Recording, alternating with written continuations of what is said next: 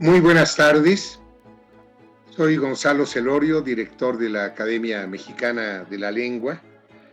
En esta sesión solemne en la que pronunciará su discurso de ingreso como académico correspondiente en la ciudad de Aguascalientes, don Alfonso Pérez Romo, quiero dar la bienvenida a los señores académicos numerarios y correspondientes de nuestra corporación que vía telemática asisten esta tarde a esta solemne ceremonia. Dar la bienvenida también a las autoridades de la Universidad Autónoma de Aguascalientes, una institución a la que agradezco mucho el auspicio que ha brindado a la Academia Mexicana de la Lengua para poder transmitir esta sesión por su canal de televisión y por sus redes sociales. Quiero también dar la bienvenida a don Carlos Reyes Agún, director del Instituto Cultural de Aguascalientes, a mi querido colega y amigo don Darío Villanueva, director que fue de la Real Academia Española y magnífico rector de la Universidad de Santiago de Compostela en España, a los hijos de don Alfonso, muy especialmente a Lupita, a sus familiares y además invitados y a todos los que se han conectado virtualmente en esta celebración. La Academia Mexicana de la Lengua es una entidad plural integrada no solo por escritores, lingüistas o filólogos, como podría pensarse, sino también incluye en su elenco a filósofos, historiadores, abogados, científicos, médicos, arqueólogos, sociólogos, artistas, cuyo común denominador es su aprecio por el conocimiento y el uso de la lengua española y la relevancia de su obra escrita en nuestro idioma. La integran a la Academia Mexicana de la Lengua 36 académicos de número, otros tantos académicos correspondientes en México, 18 más en el extranjero y 10 honorarios, 5 residentes en el país y 5 fuera de él. El 25 de junio próximo pasado, del año, no el próximo, del 2020, sí, del año pasado, el Pleno de la Corporación eligió miembro correspondiente suyo en la ciudad de Aguascalientes, en el estado de Aguascalientes, a don Alfonso Pérez Romo, entre otros muchos méritos por su incansable labor como promotor del buen uso de la lengua española. Fue propuesto por los señores académicos de número, don Mauricio Beuchot, don Eduardo Matos Moctezuma, don Javier García Diego, aquí presente, aunque fuera de manera virtual, y doña Silvia Molina. Don Alfonso Pérez Romo es el rector, profesor emérito y fundador de la carrera de medicina de la Universidad Autónoma de Aguascalientes. Su contribución en los campos de las ciencias y de las humanidades es notoria y es también trascendente, en tanto que ha fortalecido la investigación y la vida académica en el Estado. La fundación de la carrera, por ejemplo, de Ciencias del Arte y Gestión Cultural de esta Universidad Autónoma de Aguascalientes da cuenta de un interés, de una apertura, de una sensibilidad que rebasan con espíritu moderno el ámbito específico de su especialidad, que es la medicina.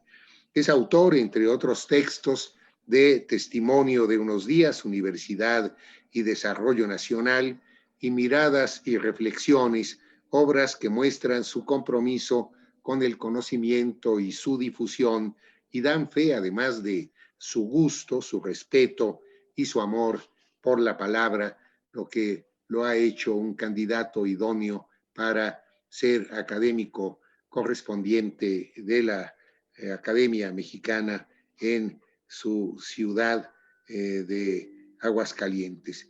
El doctor Pérez Romo, además de sus labores como médico, se ha dedicado también a la docencia, a la historia, al periodismo y a la enseñanza de las artes. Es un científico y es un humanista, un hombre del Renacimiento, diríamos, a quien nada humano le es ajeno, que a lo largo de casi un siglo de vida ha sabido compartir los frutos de su voz, como diría Carlos Pellicer. Declaro pues abierta la sesión solemne de la Academia Mexicana de la Lengua para recibir en su seno a don Alfonso Pérez Romo. Tiene la palabra en primer término don Alfonso, que nos leerá su discurso de ingreso, el cual posteriormente será respondido por nuestro colega, don Fernando Serrano Migallón. Tiene la palabra usted, don Alfonso. Muchas gracias, señor director. Muy distinguidos integrantes de la Academia Mexicana de la Lengua, don Gonzalo Celorio, director general, don Adolfo Castañón, secretario, y distinguidos miembros de número de la Academia. La circunstancia de encontrarme hoy objeto de tan inesperado como inmerecido honor me mueve a formular algunas reflexiones que quisiera expresar aquí con la franqueza y la sinceridad a que me obligan los ya largos años que cargo en las espaldas y el respetable auditorio al que me dirijo. Decía Ortega y Gasset en relación con las trayectorias de la vida, concepto, por cierto, reestudiado y enriquecido por Julián Marías, que las trayectorias, son de dos clases. Primero, las que nos proponemos conscientemente como ruta para tratar de construir nuestro futuro. Y luego aquellas otras, las inesperadas, las que nos van confrontando con lo nuevo, con lo que no contábamos, con lo que nos toma por sorpresa, con lo que no podemos eludir, sino prestarnos a enfrentar y asumirlas como problemas y experiencias vitales. Esas trayectorias imprevistas nos resultan a veces dolorosas y perturbadoras, pero pueden también revelarnos nuevas posibilidades de expresión y de desarrollo personal, y nuevas luces para penetrar más profundamente en los misterios de la existencia. Yo quise ser médico desde mi más temprana niñez. A la edad de 6 años padecí de difteria laringia. En aquellos años en que aún no se conocía la vacuna triple, los niños que contraían esta enfermedad, esta forma de difteria que se conoce como croup, casi siempre morían. Un médico judío que por aquellos años ejercía en esta ciudad de Aguascalientes, se esforzó de día y de noche, con amor y desinterés, por salvarme la vida. Su nombre, Maximiliano Rothenstein, su imagen y su recuerdo quedaron firmemente grabados en mi espíritu. Y este contacto humano a tan hondo nivel despertó seguramente mi deseo de pagar aquel inmenso servicio con la entrega de mi propia vida al noble ejercicio de la medicina. Mi natural empatía con la niñez me condujo a la pediatría. Como médico general de niños, la ejercí en esta ciudad entre los años 50 a 70 del siglo pasado, hasta que la aparición de una nueva trayectoria le puso puntos suspensivos y dirigió mis pasos desde entonces a la formación universitaria que ha ocupado el resto de mi vida. Entre la medicina que ejercíamos mis colegas y yo en aquellos años y la que se ejerce hoy hay un abismo. Los servicios de salud se han transformado profundamente al ritmo que se van transformando nuestra cultura y nuestra manera de comprender la vida y nuestro encuentro con los fascinantes avances de las ciencias y la tecnología. La medicina ha ganado increíbles adelantos científicos y tecnológicos. pero me temo que está perdiendo el sentido humano, que es la razón esencial de su existencia. Recuerdo que en aquellos años de mi ejercicio profesional, los médicos acudíamos a los hogares de los enfermos de día y de noche. La gran mayoría de las dolencias que habitualmente nos van ocurriendo en la vida son episodios de mediana o poca gravedad que evolucionan hacia la curación en forma natural o con el apoyo y la intervención cercana del médico general, del médico de familias. Internábamos a nuestros enfermos únicamente cuando ameritaban la intervención quirúrgica, que por cierto ejercíamos intensamente en el viejo Hospital Hidalgo, la Cruz Roja o una pequeña clínica privada que entonces iniciaba su andar. En pocas ocasiones teníamos la necesidad de acudir a especialistas de otros centros. La atención médica resultaba expedita, cálida, cercana, y estaba al alcance de todos los bolsillos, de todas las clases sociales, y el servicio gratuito en numerosos sectores de la sociedad nos honraba en gran manera. Hoy el paciente, cualesquiera que sea su malestar, serio o leve, tiene que dejar el cobijo del hogar para ir en busca del auxilio médico.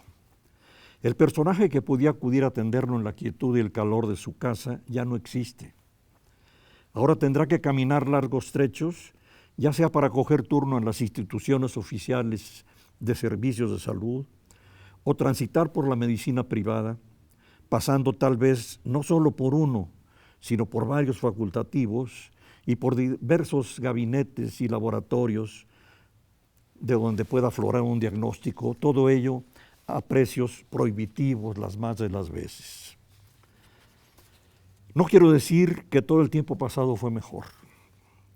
Al contrario, quiero ser hombre de mi tiempo, agradecido y admirador de los nuevos hallazgos y de las nuevas posibilidades diagnósticas y terapéuticas. Sería absurdo pensar que podemos volver a situaciones del pasado que las circunstancias actuales han modificado profundamente. Lo que postulo es que puede un médico dominar con precisión y gratitud todas las novedades que la ciencia y la tecnología ponen a su alcance, sin que por ello tenga que perder el ejercicio clínico puro y la razón profunda de servicio, de verdadera humanidad, que son la única razón por la que existe nuestra noble profesión. La extrema superespecialización y aún más la subespecialización que avanzan tan febrilmente en el mundo de la salud, han propiciado que el vulgo enjuicie hoy al médico general como un desacreditado espécimen en vías de extinción y que solo un especialista puede curarlo todo. Las experiencias que viví en los años que fui delegado estatal de la Comisión de Arbitraje Médico dejaron en mi espíritu, junto con las más gratas satisfacciones, las preocupaciones más inquietantes. Admiro y aprecio a una pléyade de grandes especialistas que ejercen en la actualidad. Pero ello no me dispensa de mirar cómo la medicina actual se vuelve innecesariamente complicada, abiertamente clasista, comprometida con capitalistas que no tienen nada que ver con la salud, sino con el rédito desmedido de sus inversiones, y en fin, escandalosamente costosa. Al volver los ojos a la Escuela de Medicina de nuestra benemérita Universidad Autónoma que ayudé a nacer, desearía que acometiese las reformas que sean necesarias para que pueda formar excelentes internistas generales, capaces de atender todos los males que generalmente afectan a las personas, teniendo al hombre total, carne y espíritu, como objeto de una terapia integral. También hago votos para que las instituciones de educación superior no sigan abriendo sus puertas indiscriminadamente a todos aquellos que desean estudiar medicina. Es hora de seleccionar a quienes tengan la consistencia moral y el espíritu de servicio necesarios para merecer la gracia de ejercer este noble ministerio. Con más razón hoy que vemos abrir tantas puertas con ligereza para lucrar con la desmedida y ambiciosa demanda de inscripción. La salud es derecho natural de todos los seres humanos que no puede ser secuestrado ni por la incuria oficial, ni por la voracidad de un mercado libre mal regulado, ni por las ambiciones personales. La trayectoria inesperada que vino a marcar el rumbo de la segunda mitad de mi vida comenzó todavía con algo relacionado con mi profesión. El que luego habría de ser fundador de la Universidad Autónoma y entonces era rector del viejo y venerable Instituto de Ciencias, el contador público Humberto Martínez de León, me pidió que le ayudara en la fundación de lo que fue la primera escuela de medicina de Aguascalientes. Me entregué con pasión a la tarea, pensando que allí terminaba mi encuentro con la educación superior. La vida lo quiso de otra manera. Sin yo buscarlo, me honraron haciéndome el segundo rector de la universidad que comenzaba a crecer y acabé atrapado para siempre en el fascinante quehacer de la educación y de la enseñanza, las dos fuerzas en que consiste el arte de la formación integral de los seres humanos. La educación es el único camino que conduce a la verdadera humanidad y a la sabiduría. Y al decir esto, no me refiero solamente a lo que ocurre en la escuela o en la universidad.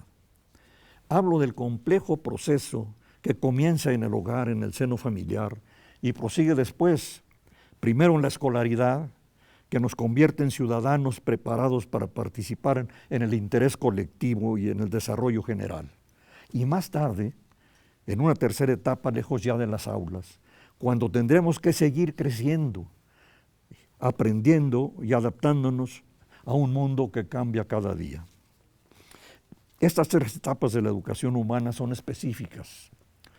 Lo que proporciona cada una de ellas no puede proporcionarla ninguna de las otras dos. Son insustituibles y complementarias. Y el deterioro de cualesquiera de ellas trastorna profundamente todo el proceso formativo de los individuos y afecta a las sociedades enteras. En aquellos años cayó en mis manos un libro revelador. Su título original, Faithful Beauty, que quizá pueda traducirse como el valor que tienen las cosas bellas y buenas de la vida durante la más temprana formación, tiene consecuencias fatales en el destino de los seres humanos. Nos está hablando de una primera experiencia formativa puramente sensorial. En otro libro, con ensayos sobre feminismo, arte y ciencia, de la escritora Siri Hosvet, dice, cito textualmente, un niño participa en un tira y afloja música gestual y táctil con su madre. El bebé tiene protoconversaciones, una relación prereflexiva, preconceptual y corporeizada con otro individuo, aunque no es reflexivamente consciente de lo mismo. Y añade, estas primeras interacciones son cruciales para el desarrollo del cerebro, el neocórtex, que se va desarrollando después del nacimiento, pero también para los sistemas sensoriales. Cierro la cita. Y en el libro antes citado de Douglas Mao, dice otra cosa importantísima. Las neuronas nunca olvidan. Lo que quedó impreso en el niño en los primeros años cruciales determinará totalmente lo que va a ser el desarrollo de la personalidad a través de los años. El niño es lo que de niño ha sido. El hombre es lo que de niño ha sido. La experiencia de este autor con el estudio de las condiciones ambientales de centenares de niños de su país, de diferentes orígenes étnicos y diversas clases sociales, que luego ha seguido hasta la juventud y madurez, ha demostrado sin excepción ninguna que todos los niños que ven las primeras luces en ambientes sucios, sórdidos, opresivos, que son maltratados o abandonados, acaban siendo sujetos antisociales, problemáticos permanentes, insolidarios, inadaptados, o de plano drogadictos o criminales. Nos está señalando claramente una de las causas de la desaparición de las vigencias comunitarias, de las descomposiciones del tejido social, de la corrupción de las costumbres y el deterioro y desaparición de cualquier respeto a la vida, la autoridad o la propia conciencia.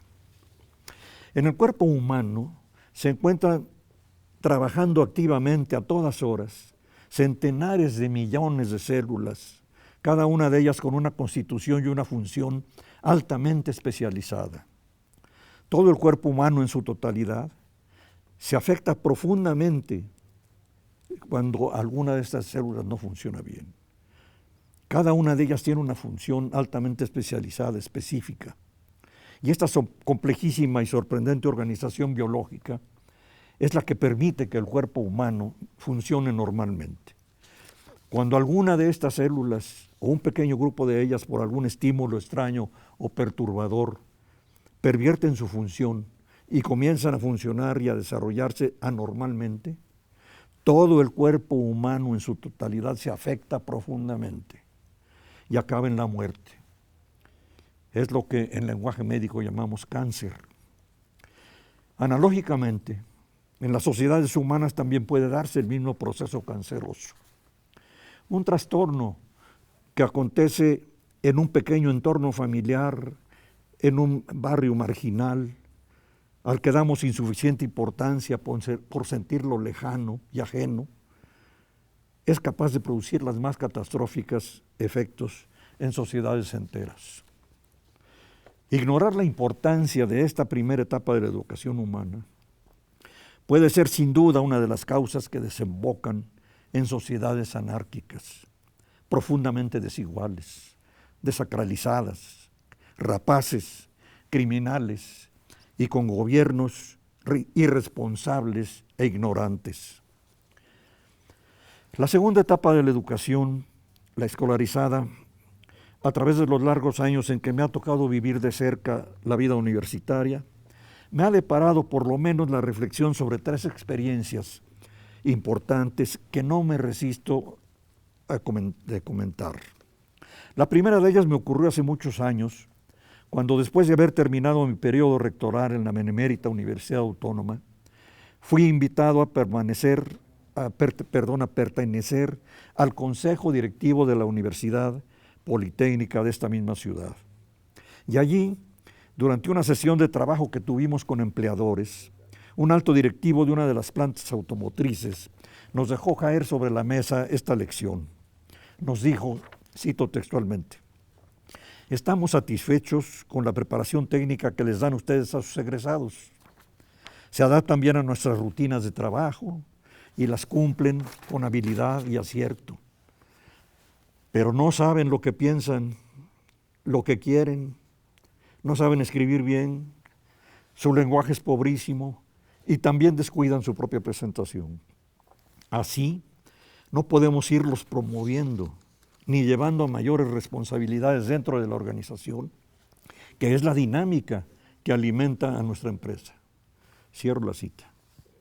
Nos estaba diciendo que la educación no consiste solamente en comunicar información y habilidades, sino en enseñar a pensar, a discriminar, a debatir, a expresarse correctamente y a escribir bien, a aprovechar la enorme riqueza de la lengua, herramienta que puede permitir al hombre caminar y abrirse paso por la vida.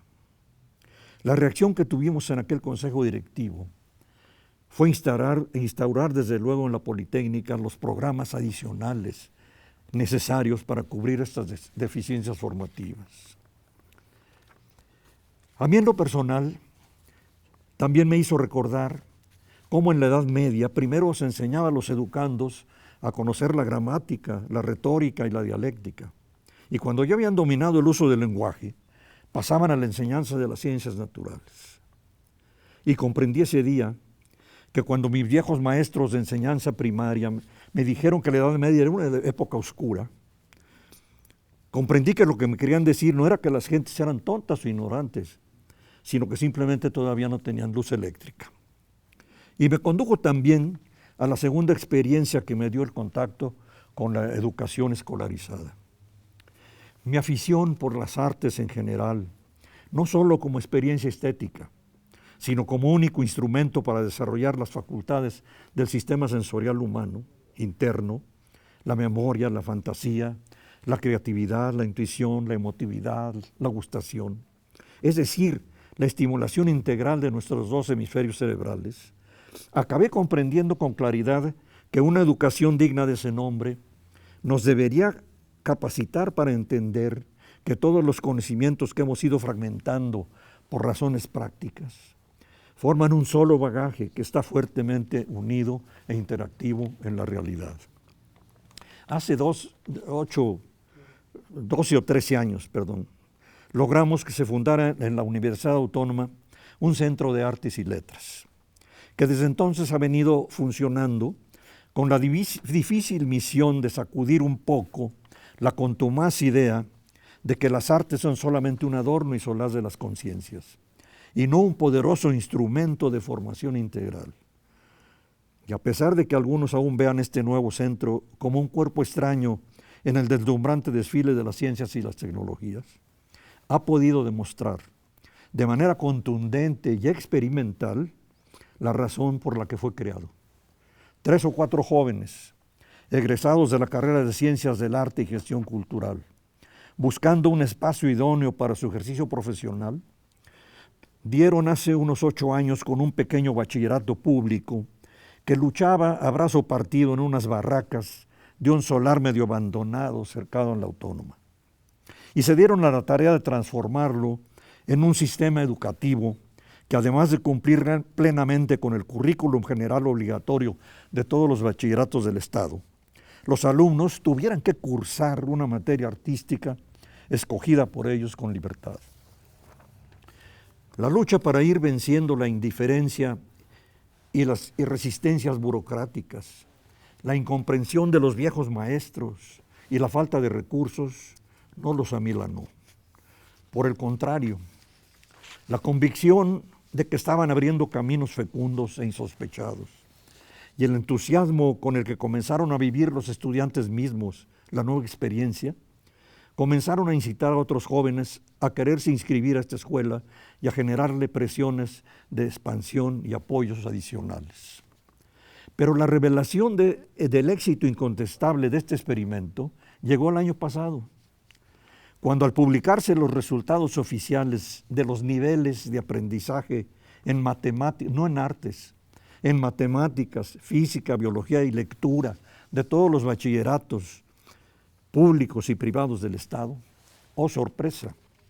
El pequeño y pobretón bachillerato José Guadalupe Posada, visto hasta entonces con indiferencia o con sospecha, apareció encaramado por sus propios resultados, junto con el bachillerato de la Universidad Autónoma, en el primer lugar de todos los bachilleratos públicos y privados del Estado. Este estallido inesperado en el mundo de la educación pública llamó entonces la atención del propio gobierno del Estado, de la Dirección de Educación, del Instituto Cultural de Aguascalientes, y lo llevaron a depender de la Universidad de las Artes en las mejores condiciones posibles, cosa que celebro, porque ahora tendrá ya un sitio adecuado para funcionar como catalizador de todas las disciplinas. Solamente quisiera llamar la atención acerca de lo que es su verdadera función. Espero que no se caiga en la simplificación de creer que solo sirve para encaminar estudiantes hacia carreras artísticas. Esto sería un reduccionismo inaceptable. El experimento del bachillerato Guadalupe Posada lo que ha demostrado en forma palmaria es que las artes son el instrumento que nos abre las puertas para encontrar la infinita belleza de las matemáticas y de todas las ciencias. Esto fue lo que descubrieron los estudiantes del bachillerato Posada. Y es el instrumento que hace falta a todos los egresados universitarios, cualesquiera que sea la profesión a la que hubieran escogido. Ojalá que este experimento abra los ojos y las conciencias de todos los educadores, para que podamos al fin decir que estamos tratando de lograr la formación integral de nuestros jóvenes. La tercera experiencia de convivir con educadores ha sido algo que ya tenía comprendido, pero que vino a confirmar la pandemia del coronavirus que vamos padeciendo, y que no es otra cosa que la constatación del extraordinario poder educacional que tiene la escolaridad. Este poder no estriba tanto en la enseñanza de conocimientos y habilidades, sino en el hecho de poder experimentar la convivencia intercultural a miles de jóvenes de distintas procedencias y niveles económicos y sociales, y servir también de escala de movilización social. El intercambio de vida y opiniones, de experiencias y visiones, de ilusiones y esperanzas, de proyectos y utopías, con miles de jóvenes de diferentes ámbitos sociales, y la presencia actual, cercana e iluminadora del maestro, constituyen la verdadera fuerza educativa de las instituciones escolarizadas, únicos reductos donde pueden cultivarse los valores esenciales de la convivencia y en donde se forman los líderes que acaban tomando las riendas de las naciones. La pandemia nos ha mostrado el valioso instrumento de la enseñanza por Internet. La constatación de que por este extraordinario medio es posible comunicar el conocimiento y facilitar enormemente su circulación. Pero nos ha recordado también, de manera que no podemos esquivar, que el proceso formativo de la escuela no consiste primordialmente en enseñar cosas, sino en promover la solidaridad humana y la maduración de las conciencias, que es donde radica fundamentalmente el poder educador que tienen la convivencia y lo presencial. Nuestras universidades, como las universidades de todo el planeta, se enfrentan hoy a grandes retos que no pueden soslayar. El sorprendente desarrollo de las ciencias y las tecnologías están preñadas de una evolución dinámica imparable y están transformando la civilización y las culturas como nunca en la historia de la humanidad. Las actuales universidades, trasunto de las instituciones que les dieron vida, en la actualidad se ven hoy absortas ante el hecho de que la mayoría de sus egresados no casan ya con las necesidades de un mundo diferente y comienzan a ver que un egresado actual debería ser un hombre preparado para una adaptación constante a realidades cuya naturaleza esencial va a ser el cambio. Un hombre que domine ampliamente no solo su propia lengua, sino otra u otras más, para poder progresar en un mundo que se globaliza a grandes pasos. De un hombre que sepa manejar los nuevos instrumentos tecnológicos, que esté preparado fundamentalmente en ciencias duras, en matemáticas, en física, biología, química.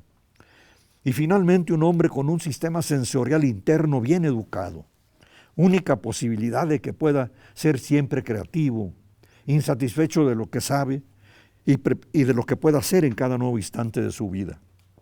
Y con mayor razón que nunca, bien preparado filosóficamente para encarar los problemas de un mundo donde todo, la libertad, la justicia o la vida, se compran y se venden.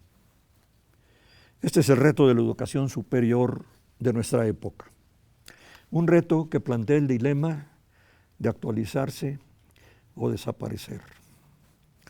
Yo creo que la fecunda, brillante y noble tarea de la universidad ha cumplido en la historia de la humanidad, la ha llenado también de la fuerza interior necesaria y de la inspiración que hace falta para superar cualquier reto a que enfrente en su existencia. Lo único que le hace falta es que las sociedades le preserven y garanticen la autonomía indispensable para que pueda acometer las transformaciones a que le imponga el destino. Sean cuales sean las circunstancias históricas que vayan a incidir en el desarrollo de las sociedades humanas, deberíamos aspirar a que nuestros sucesores puedan alcanzar un ideal sencillo, pero profundo y transformador.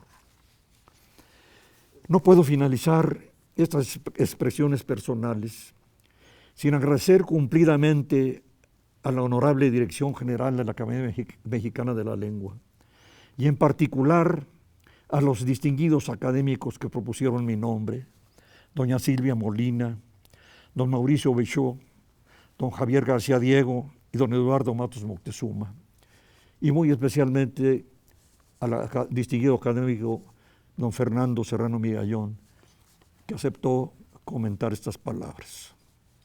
Termino aceptando lleno de gozo y humildad esta distinción que nunca me atreví a soñar, ni mucho menos a buscarla de ninguna manera, porque conozco muy bien mis limitaciones y carencias.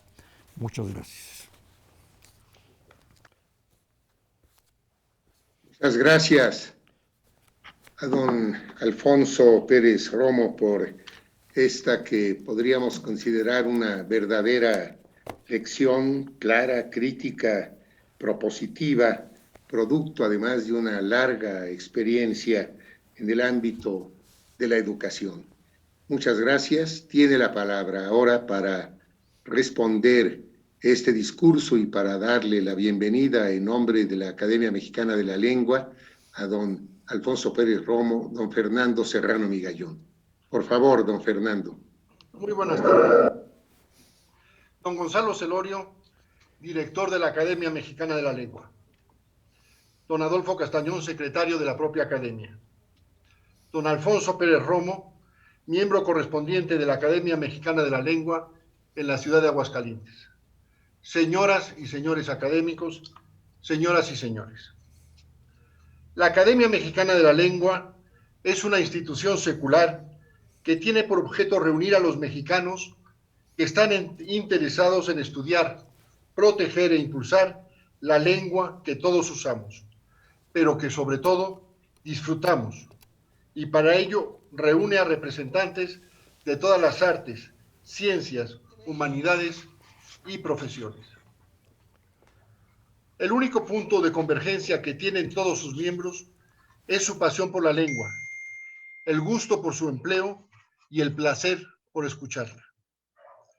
Une a quienes aman, quieren y protegen el idioma que nos es común a todos, para estar atentos y evitar los peligros que la acechan, tanto internos como externos.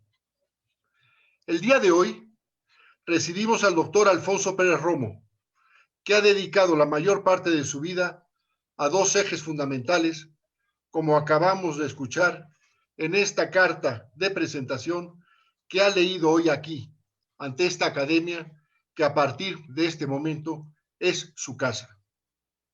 El primero de ellos ha sido la medicina, profesión que estudió con ahínco y cuidado, la eligió con profunda vocación y que siguió y sigue con denuedo y pasión. Profesionalmente, su atención ha estado al servicio, quizás de los más sensibles, de los niños. Ha sido un magnífico pediatra, atento, cuidadoso y afectuoso con sus pacientes, quienes muchos años después de haber dejado la niñez, lo recuerdan, no como el galeno que inspiraba temor, sino como alguien que no solamente curaba físicamente, sino que además, lo que era más importante, tranquilizaba a padres e hijos. Como él recuerda a Maximiliano Rothenstein y nosotros, a quienes cuidaron con mimo hace ya muchísimos años, su ejemplo es evidente para todos los que fueron sus pacientes. Se resiste, como lo hacemos todos, a que los adelantos técnicos traigan junto con evidentes ventajas para el ejercicio de la profesión, el endurecimiento del corazón de quienes practican esa profesión o cualquier otra con contenido humano. El segundo de sus afanes ha sido dedicado a la educación. La ha servido con la misma pasión que a la medicina. Ha entendido la labor del educador no solamente como aquella persona que transmite conocimientos, sino que tiene una misión muchísimo más amplia, que es la formación integral de los educandos. Un buen profesor no debe circunscribirse solamente a que sus alumnos adquieran los instrumentos necesarios para desempeñar adecuadamente una profesión, sino que debe transmitirles una concepción más amplia del mundo y de su entorno. En este sentido, don Alfonso es un humanista que entiende el humanismo como la obligación de educar éticamente para hacer que los hombres se integren a la sociedad en base a una amplia cultura que no es la posesión de datos inconexos o conocimientos sin valores, sino por el contrario, debe incluir principios irrenunciables como libertad, dignidad y justicia, que son las circunstancias orteguianas que hacen que el ser humano pueda reconocerse a sí mismo como un centro de valores y de principios fundamentales. Don Alfonso ha sido profesor, fundador de la Escuela de Medicina de la Universidad Autónoma de Aguascalientes y rector de esa casa, donde actualmente sigue impartiendo cátedra, cursos y conferencias. El doctor Pérez Romo forma desde hoy parte a una larga lista de hidrocálidos ilustres que han estado en esta casa, como son Antonio Acevedo, Víctor Sandoval, Ezequiel A. Chávez, Jesús Díaz de León, Francisco Pimentel, Alejandro Topete, Benjamín Valdivia y el inolvidable José Moreno de Alba, quien fue director de esta corporación. Con todos ellos, el Estado de Aguascalientes ha estado permanente y activamente presente en los afanes y desvelos de esta institución, que son proteger, impulsar nuestro idioma y dar lustre a nuestra lengua. Pero si don Alfonso nos ha señalado sus dos aspectos fundamentales, estos ni han sido ni son los únicos que ha cultivado. Son conocidos, pero sobre todo reconocidos, sus textos sobre la fiesta brava, la fiesta de los toros, fiesta últimamente vilipendiada, pero gozada y admirada desde los tiempos en que los suros campeaban por las mesetas griegas, de donde pasaron a la península ibérica y de ahí a nuestra América, en la que uno de los lugares donde son más apreciados, disfrutados e impulsados es Aguascalientes, y que gracias a los trabajos de don Alfonso ha sido reconocido el valor que tiene una fiesta tan rica, expresiva y vital, y ha analizado, tanto desde el punto de vista taurino como el literario, las características de cómo se ejecuta en México y las diferencias de concepto, de técnica y de gusto con las prácticas españolas o portuguesas, lo que ha hecho que podamos afirmar que la fiesta de toros en México es distinta a las que se realizan en España, Portugal, Colombia o Ecuador.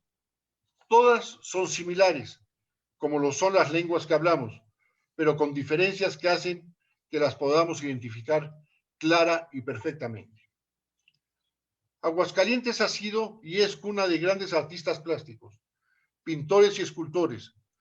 Sus análisis llegan al meollo de los creadores, de sus obras y de la relación íntima que existe entre la voluntad de crear y el objeto creado. El hecho mismo de la creación artística hace, como afirma con certeza, que las obras adquieran vida propia, al margen de la voluntad y de la existencia de quien las creó. Toda obra artística, una vez salida de la mano de su autor, tiene una existencia independiente y autónoma, que no necesariamente concordante con la idea que tenía de quien le dio vida y con lo que pensaba para ella en el momento que la produjo. De forma similar, sus glosas y estudios críticos sobre los autores y los escritores de su tierra nos acercan muchísimo más, no solo a los textos producidos, sino a su esencia, a las causas, a las motivaciones y a los entornos en los que fueron escritas. Sus estudios sobre literatura, arte, pero sobre todo sobre cultura aguascalentense, mantienen viva una de las más importantes del país, en la que don Alfonso es actor, observador y protector. Es notable por original su propuesta para el uso de un nuevo gentilicio que bautice a quienes son originarios de este estado y de su encantadora capital. Don Alfonso es, como lo demuestra la gran gama de intereses, aficiones y pasiones, y como dijo nuestro director, don Gonzalo Celorio, un hombre del Renacimiento, que a partir del ejercicio de la medicina, como lo haría antes y en su país Gregorio Marañón, o ahora y entre nosotros don Ruiz Pérez Tamayo, una presencia cultural de amplísimo registro. La Academia Mexicana de la Lengua, por mi conducto, le da la más cordial bienvenida y es recibido en esta corporación con la esperanza y la confianza de que su presencia entre nosotros ayude a fortalecer y a darle esplendor a nuestra lengua. A nombre de la corporación, reciba usted, don Alfonso, nuestra bienvenida más cordial. Muchas gracias. Muchas gracias a don Fernando Serrano Migallón, quien a nombre de la corporación le ha dado con este discurso la bienvenida a don Alfonso Pérez Romo.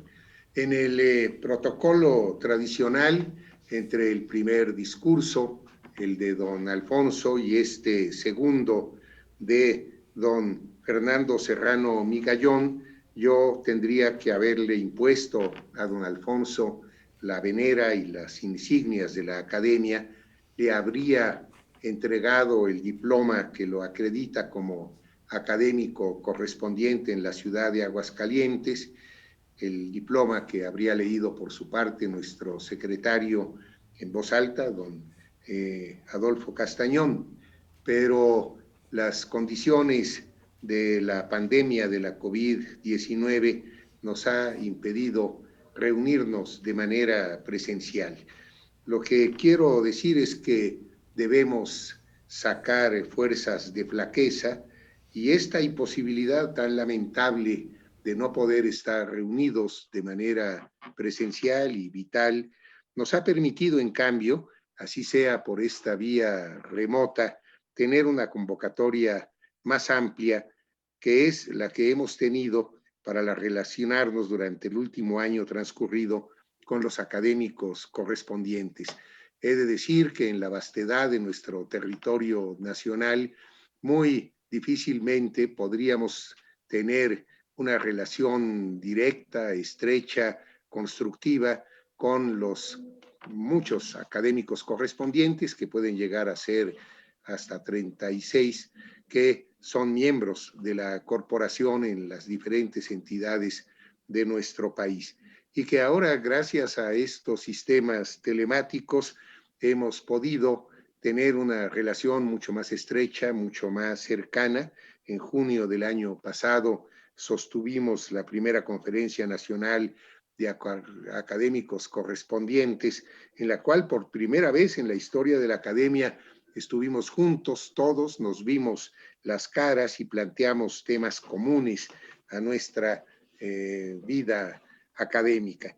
Este año, muy pronto, celebraremos ya la segunda conferencia y tenemos una gran fe en que todos los académicos, numerarios o correspondientes contribuyan al mejor conocimiento de nuestra lengua y a las peculiaridades de su expresión oral y escrita en nuestro país. La presencia de don Alfonso Pérez Romo, sin lugar a dudas, contribuirá a que la academia cumpla de una mejor manera su gran misión, que es la de conocer nuestra lengua, que como él lo dijo con toda claridad en su brillantísima lección, en su brillantísimo discurso, es la base fundamental de la enseñanza y de la educación.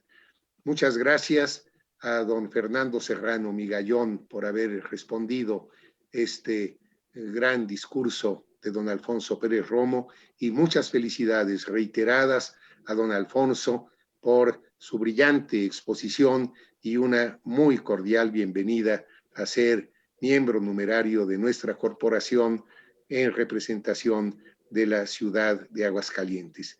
Muchas felicidades, muy buenas tardes, y con estas palabras doy por cerrada esta sesión solemne en la que don Alfonso Pérez Romo ha ingresado formalmente como académico correspondiente a la Academia Mexicana de la Lengua.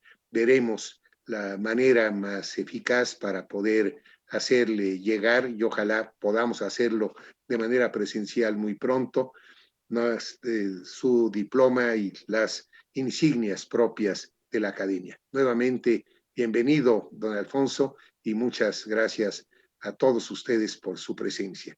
Se levanta la sesión.